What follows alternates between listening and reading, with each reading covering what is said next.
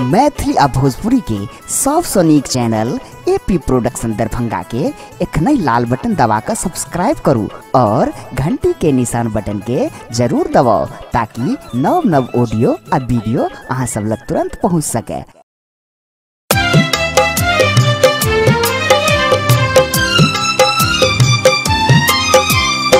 एखन अपने सब सुन रहल छी एपी प्रोडक्शन के प्रस्तुति स्वर पूजा झा विद्या।